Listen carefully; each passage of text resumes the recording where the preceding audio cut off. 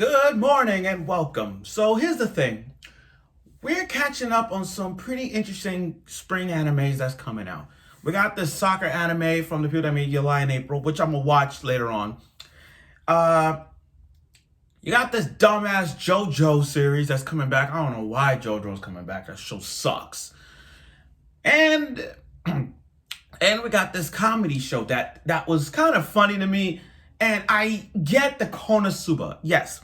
You see, a while back, KonoSuba was one of the most talked about funny isekai animes we ever had. I mean, we could put KonoSuba as a top 10 isekai of all time. I mean, I even got a Y-Swords deck of it. And look, straight up Darkness. Like, Darkness is my favorite girl ever since I laid eyes on her. Like, Darkness was my favorite character. And I didn't like Megumin. I didn't like Megumin, not one bit. Especially, I didn't Aqua. Aqua was a dumbass. But the reason I brought up KonoSuba because the light novel series of this was making to an anime, and looking at this, the author made a really interesting job with this show. Combatants will be dispatched. Now, I understand people not gonna get into this because this is the feeling of KonoSuba. The thing about Combatants will be dispatched is that the whole storyline is pretty much explanatory. It's pretty much an evil organization is trying to bend on world domination by conquering another planet. That's pretty much it. But then, it started out like you think the storyline like that will be, oh, okay, we're going to see some blood. I want to see some blood and all that. But nah, it's the author of KonoSuba, so we all know what that means. Funny as possible. So without further ado, I'm going to give you guys my review on Combatants Will Be Dispatched Episode 1. So let's do this. So here's the thing. What makes KonoSuba great? Kazuma being like a pervert he is, waving his panties around. You got a girl named Megumin who sucks when it comes to explosions. She goes down every time. You got a useless girl named Aqua who assumes she's a goddess, but she can't use water properly and always being used as a sacrificial toad slime. And Darkness who could take pain almost anything that's possible. So with the Combatants Will Be Dispatched, there's going to be some KonoSuba references. And we did. So it started out with these two gorgeous girls in their cosplay outfits, because that's what they look like in their cosplay outfits. One used fire and one used ice. And then like some Scorpion and Sub-Zero type. And then all of a sudden they're telling this guy named Six. Now, I'm not going by his real name. I'm just going by the name that they gave him. Agent Six or Six. Doesn't matter if you call him, doesn't matter how I say it, but his name is Six. Now, and like I said, I haven't caught up on the latest chapters of it. I can tell you right now, the last chapter I'm on is when they call him Zipperman. That's it. That's it. I'm like on chapter 11, and I'm on chapter 11, and I ain't even gone that far. So I haven't read much about that. But I'm just letting you guys know that's where I'm at right now. So yes, I have been reading it, but I'm not up on the latest. I'm just on chapter 11, so I've kind of been procrastinating on it. But anyway, how funny it is for him to go like a serious face to having a Kazuma face. This show is funny AF, like literally funny as fuck. I can't even imagine how funny this is. He's all like beam staring on his crotch, and then he's staring at these two girls. Talk about comedy in a nutshell. I mean, literally.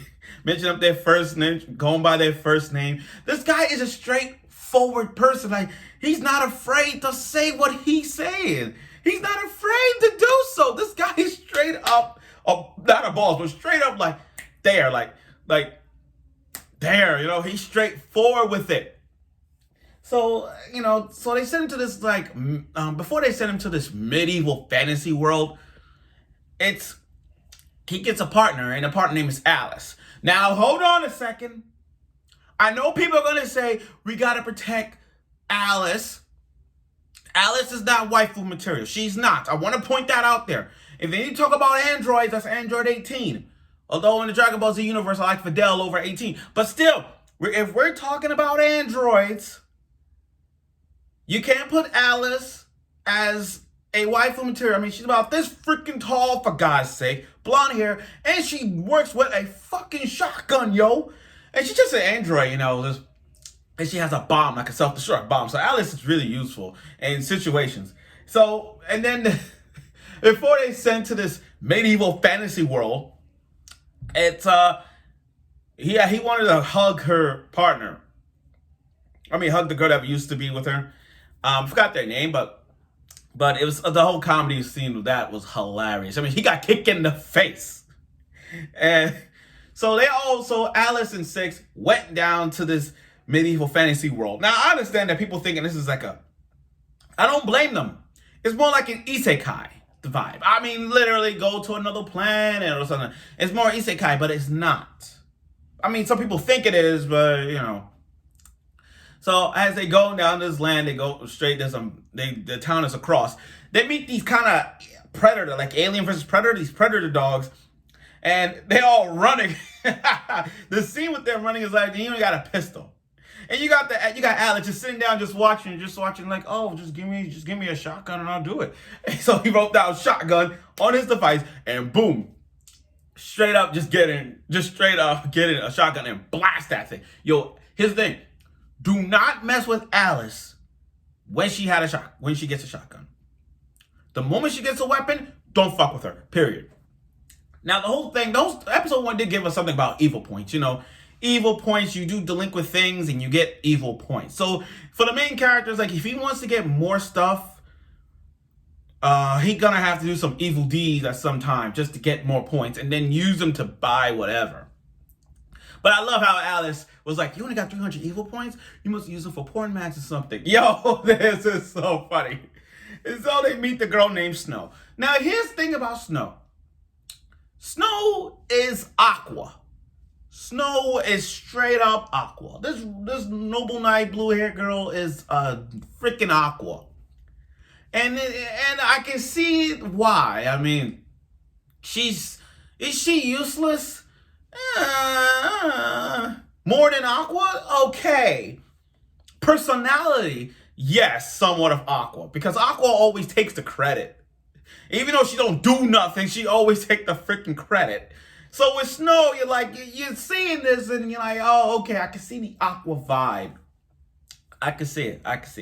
Now, here's one of the, this is brought on by the author of KonoSuba. When they went to the town, he's like, explosion! I'm like, oh my God, he is going straight up Megumin. This guy is going straight up Megumin here, and I'm laughing my ass just watching. I had to go back twice. I had to watch this episode twice last night and this morning just to figure out how funny this is. And him going with explosion, I'm like, 6 is funny. 6 is like, what happened if Kazuma and Megumin had a child, and this is 6? You know what I mean? This is the guy. So yeah, this is the funniest thing to call him out in a way. And then they meet the princess. You know, she's funny. They have some funny gimmicks here, like funny faces and how the person reacts to it is funny. But man, the biggest funny moment in this episode was the dick joke. I mean, the dick joke was used in redo of Healer when the healing hero slapped Flare in the face with a dick. Okay, I get that. But for this, they see this giant Rubik's Cube HD computer in the garden.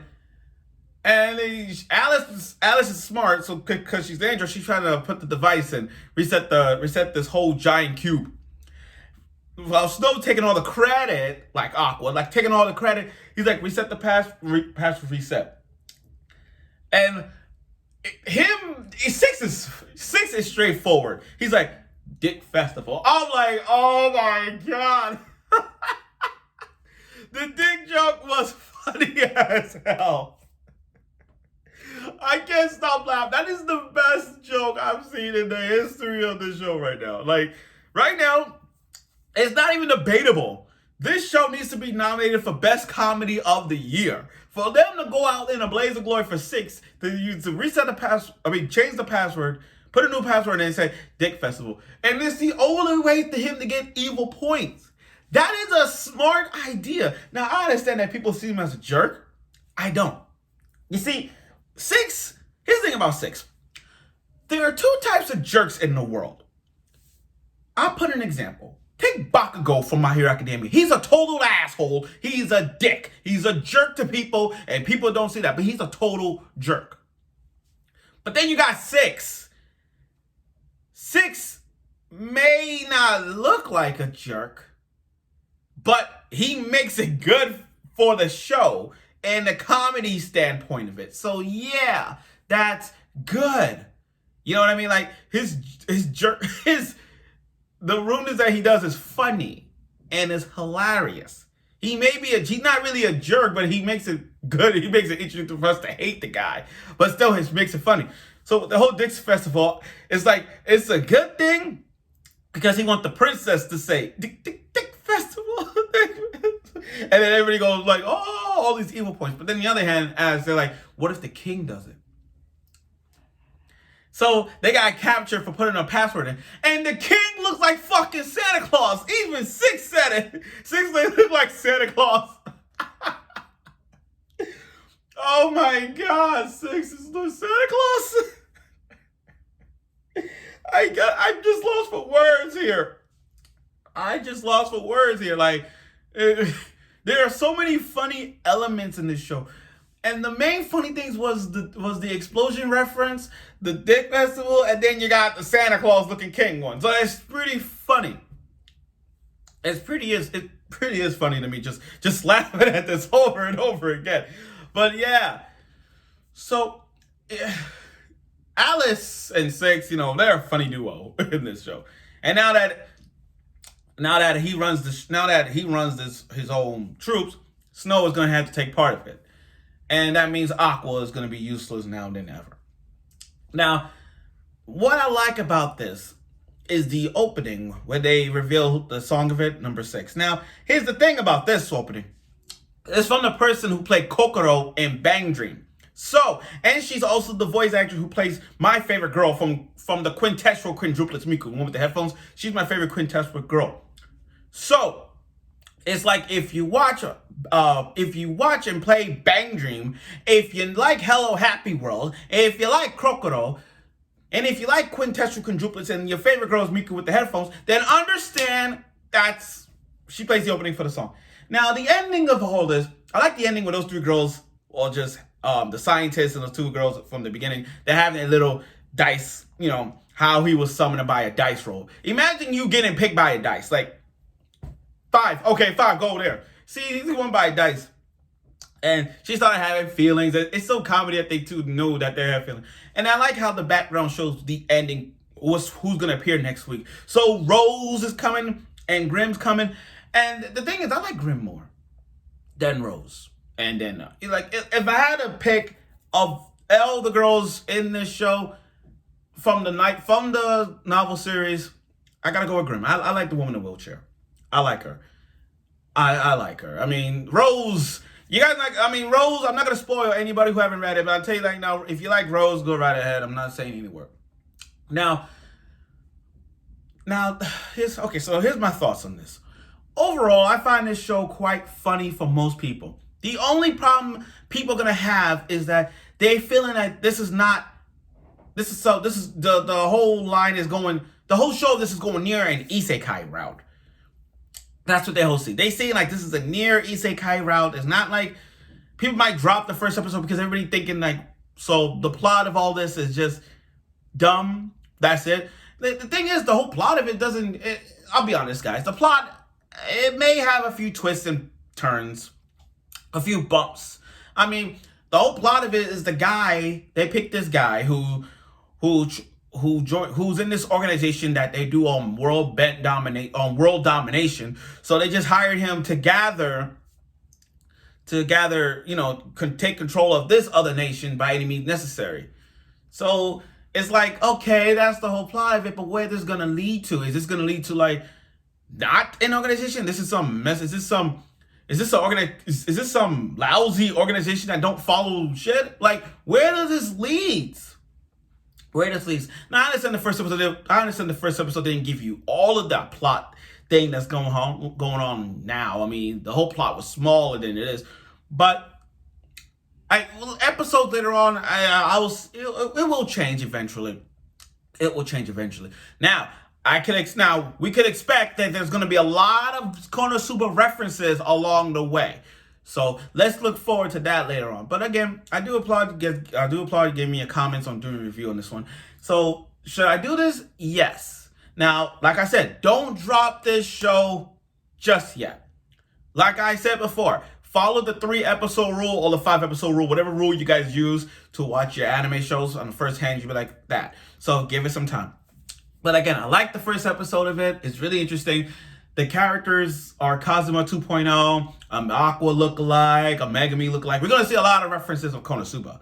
And the fact that the plot may not be as right now, but we'll see how that works out later on in the further future episodes. So thank you for watching my review of Combatants Will Be Dispatched. I'll look forward for next week's episode with the debut of Rose and Grim and all the other references from KonoSuba, and I hope you will.